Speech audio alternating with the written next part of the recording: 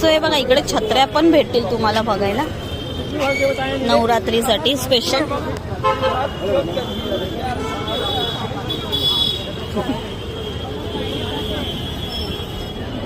भाभी कितने का ये 200 रुपये का.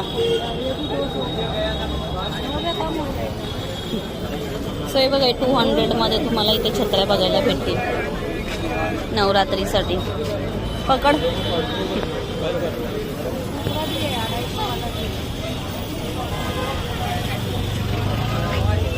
ये छोटे बच्चों का है क्या? छोटे बच्चे भी घर में घूमने के लिए सब में अच्छा आहे. ते नवरात्रीसाठी बघा ही पण छान आहे. वाव हे वर्क केलंय बघा याच्यावरती किती सुंदर.